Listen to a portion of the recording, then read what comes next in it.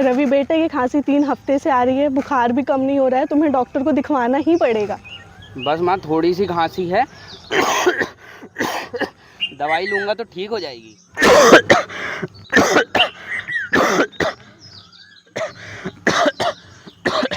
अर्जुन बेटा, इसको मैं समझा रही हूँ, इसको 3 हफ्ते से खांसी आ रही है और ये डॉक्टर को दिखाने नहीं जा रहा है। रवि, ये नॉर्मल नहीं है, तुम्हें टीबी के लक्षण हो सकते हैं। चल मैं तुझे अस्पताल में दिखा लेता हूँ, वहाँ तेरा फ्री में इलाज हो जाएगा। चल अस्पताल में दिखा के लाते हैं तेरे को। चल।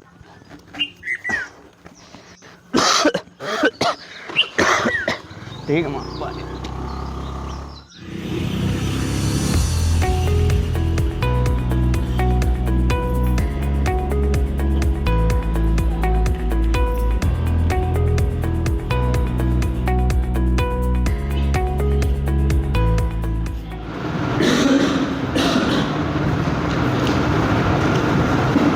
डॉक्टर साहब, इसको बहुत दिनों से खांसी आ रही है।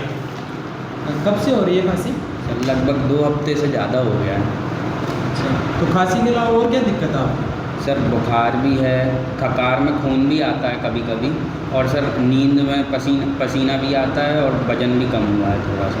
अच्छा, तो देखो रवि, आपको ये टीबी के लक्षण हो सकते हैं। हम इसके लिए आपकी 2 जांच करवाएंगे, खकार का सीबीनाट टेस्ट और छाती का एक्सरे करवाएंगे, वो आप करवा लीजिएगा।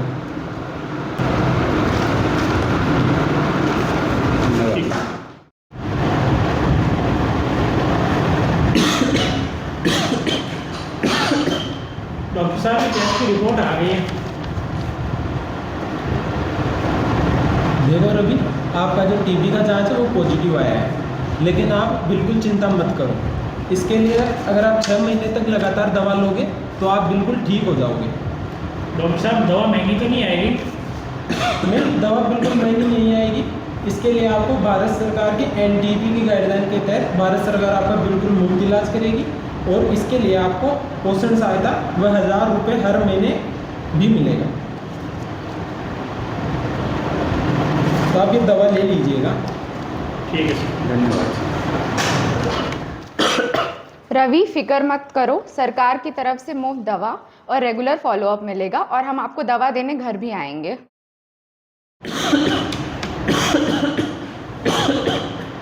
रवि, अब क्या दिक्कत हुई आपको? सर मैं दवाई ले रहा था, मुझे ठीक लगने लगा तो मैंने दवाई बीच में छोड़ दी। तो आपने दवाई बीच में क्यों छोड़ी? इससे आपको ड्रग रेजिस्टेंट टीबी हो गया है। इसका मतलब सर? इसका मतलब है कि आपको और लंबे समय के लिए दवाई लेनी होगी, और जो इसका इलाज है वो कठिन है लेकिन मुमकिन है। आप चिंता मत करना, इसका भी इलाज भारत सरकार के द्वारा बिल्कुल मुफ्त किया जाएगा। देखो रवि, मैं कुछ दवाइयाँ लिख दे रहा हूँ, लेकिन इस बार आपको दवाइयों का कोर्स पूरा कंप्लीट करना है।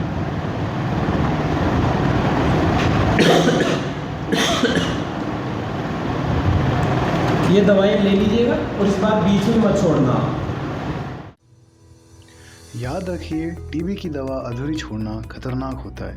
दवा पूरी लेना ज़रूरी है, वरना टीबी बढ़कर मल्टी ड्रग रेजिस्टेंस टीबी बन जाता है। हाँ, टीबी से लड़ना मुश्किल था, मगर एनटीबी की मदद से जीत गया। यही है हमारा लक्ष्य, इंडिया को टीबी मुक्त बनाना। जैसा आप सभी ने देखा, रवि ने समय रहते अपना इलाज करवाया। तुरंत उसने डॉक्टर को जाके दिखाया और समय पे दवाई ली, जिसके कारण वो आज स्वस्थ है। तो टीबी एक लाज़मी बीमारी है। टीबी के अगर आपको इसमें कोई भी लक्षण दिखते हैं, जैसे कि खांसी आना 3 हफ्ते से ज़्यादा समय तक, या फिर रात के टाइम पसीना आना, वज़न कम होना, या फिर बुखार आना, अगर आपको कोई भी लक्षण दिखता है तो आपको तुरंत अपने नज़दीकी सरकारी अस्पताल में जाकर डॉक्टर को दिखाना है। नेशनल टीबी एलिमिनेशन प्रोग्राम के तहत आपका मुफ्त इलाज कराया जाएगा, आपको दवा और सारे टेस्ट फ्री में करवाए जाएंगे, और आपको फुल होम बेस्ड सपोर्ट दिया जाएगा और पोषण सहायता की जाएगी। टीबी जो बीमारी है, इसका इलाज हो सकता है, बस दवाई लेना ज़रूरी है। नमस्कार, मैं डॉक्टर अभिषेक तिवारी, छाती एवं सांस रोग विशेषज्ञ।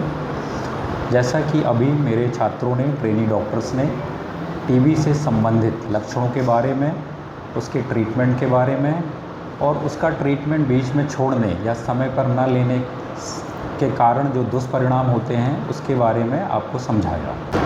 अगर हम टीबी के लक्षणों को समय रहते पहचान कर एक सुयोग्य डॉक्टर से जितना समय निर्धारित किया गया है, जो कम से कम 6 महीने हैं, हम टीबी का ट्रीटमेंट लेते हैं तो हम टीबी से मुक्त हो सकते हैं।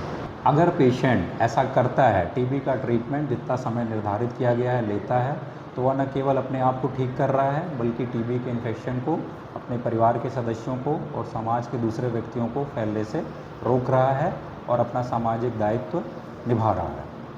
अतः मैं लास्ट में इतना ही कहूँगा कि अगर हम टीबी का ट्रीटमेंट सही समय पर लेते हैं और जितना समय निर्धारित किया गया है उतने समय तक लेते हैं तो वह दिन ज़्यादा दूर नहीं है कि हम भारत को टीबी से मुक्त करा देंगे। अंततः टीबी हारेगा और हमारा देश जीतेगा।